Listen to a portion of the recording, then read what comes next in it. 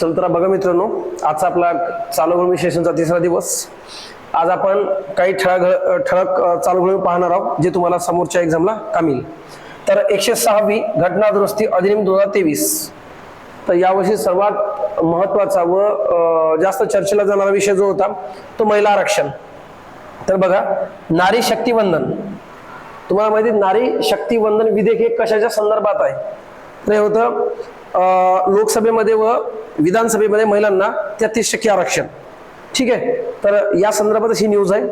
106वी घटना दुरुस्ती अधिनियम 2023. तर कायदा मंत्री अर्जुन राम मेघवाल यांनी 19 सप्टेंबर, तारीख लक्षात ठेवायची, 19 सप्टेंबर रोजी लोकसभेत मांडले.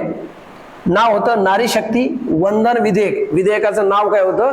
तर नारी शक्ती वंदन विधेयक, म्हणजेच महिला आरक्षण विधेयक 2023. म्हणजेच काय असेल? महिला आरक्षण 2023. 106वी घटना दुरुस्ती कशाच्या संदर्भात आहे? तर महिला आरक्षण विधेयक 2023 संदर्भात आहे. 128वी घटना दुरुस्ती विधेयक होतं, संसदेत मंजूर झाले. ठीक आहे, हे विधेयक लोकसभेत 20 सप्टेंबर 2023 रोजी. बघा, हे तुम्हाला मतदान विचारणार नाही. 454 विरुद्ध 2, 454 व्यक्तींनी विधेयकाच्या बाजूने मतदान केलं व 2 व्यक्तींनी विधेयकाच्या विरुद्ध बाजूने मतदान केलं. हे 2 व्यक्ती कोण होते? तर लक्षात, हे एवढं काही डिटेल ठेवायची गरज नाही. तुम्हाला 2 गोष्टी महत्वाच्या आहेत. 106वी घटना दुरुस्ती कशा संदर्भात आहे? तर महिला आरक्षण संदर्भात आहे. नाव होतं नारी शक्ती वंदन विधेयक. कळलं इथं? कोणत्या तारखेला म्हटलं? तर 20 सप्टेंबरला. लक्षात, चर्चेला गेलेला विषय, लोकसभेत मांडले गेले. ठीक आहे, त्यानंतर लोकसभेत पारित झालं म्हणतो आपण, तर 20 सप्टेंबरला. त्यानंतर 21 सप्टेंबरला राज्यसभेत पारित झालेला आहे. ठीक आहे, लोकसभेत या विधेयकाला विरोध करणारे 2 उमेदवार तुम्हाला पहिले सांगितले मी.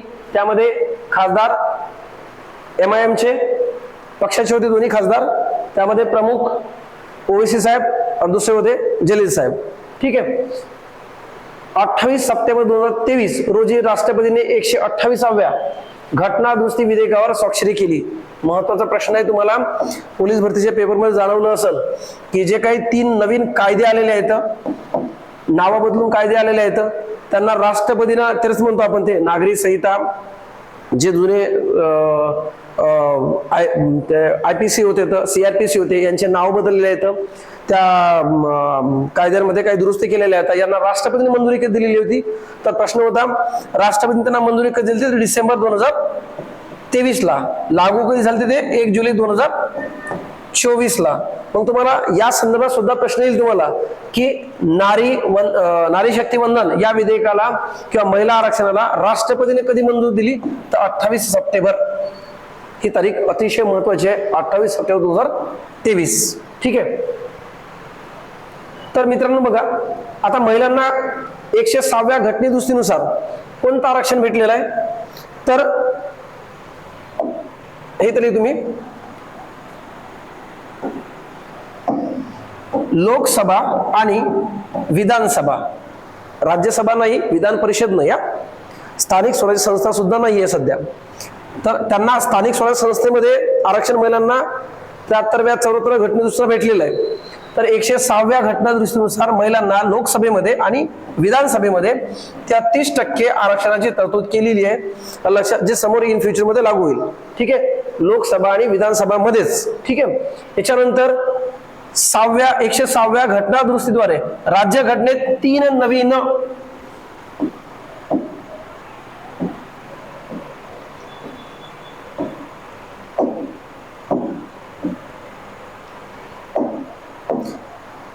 106व्या घटना दुरुस्तीद्वारे राज्यघटनेत 3 नवीन अनुच्छेद टाकण्यात आलेले आहेत. ते 3 नवीन कोणते आहेत? 330A, 332A आणि 334A. लक्षात, याच्या अंतर जे खालच्या येतात, खालच्या पाठकाची गरज नाही. आपल्याला 3 गोष्टी महत्वाच्या आहेत. घटना दुरुस्ती विधेयक 106वी घटना दुरुस्ती आहे. लक्षात, विधेयक 128वं आहे. तरतूद आहे महिलांना 33% आरक्षण. लक्षात 3 नवीन अनुच्छेदाचा समावेश करण्यात आलेला आहे. 330A, 332A, 334A. राष्ट्रपती मंजुरी कधी देण्यात आलेली आहे तर 28 सप्टेंबरला. बघा, या कायद्यात लोकसभा आणि राज्य विधानसभा आणि दिल्ली विधानसभेच्या 1/3 जागा महिलांसाठी राखीव असेल. दिल्ली विधानसभेचा सुद्धा समावेश आहे मित्रांनो. 1/3 म्हणजे काय असेल 33%. लोकसभा आणि राज्य विधानसभेतील अनुसूचित जाती, अनुसूचित जमाती साठी राखीव असलेल्या जागावर देखील महिला आरक्षण लागू होईल. अतिशय महत्वाची बाब आहे या ठिकाणी. हे जे महिला आरक्षण आहे ना, हे SC आणि ST यासाठी राखीव असलेल्या जागावर देखील महिला आरक्षण लागू असेल. मग कुठे लागू नसेल तर खाली दिलेलं आहे बघा यांनी.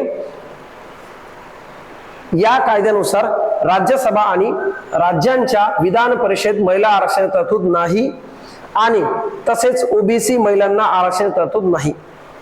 3 गोष्टी महत्वाच्या आहेत. त्यामध्ये आणखीन 2 गोष्टी महत्वाच्या झालेल्या आहेत की महिला आरक्षण कुठे लागू नसणार, राज्यसभेमध्ये लागू नसणार, विधान परिषदेमध्ये लागू नसणार आणि OBC साठी महिला आरक्षणामध्ये ही तरतूद नाहीये. ठीक आहे, कुठे कुठे लागू आहे आता? लोकसभेमध्ये लागू आहेत, विधान परिषद विधानसभेमध्ये लागू आहे लक्षात, आणि दिल्ली विधानसभेमध्ये सुद्धा काय लागू आहे. लक्षात ठेवायचं. 106वी घटना दुरुस्ती म्हणतो आपण.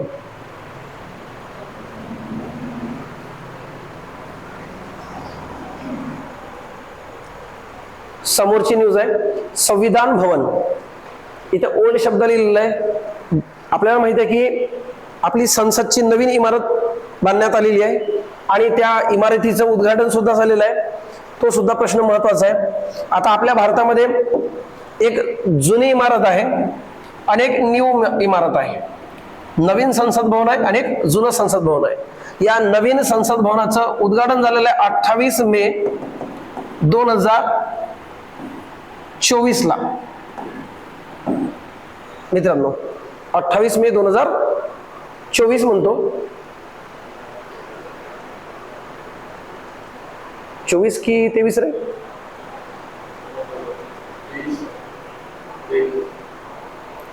स्टॉप कर.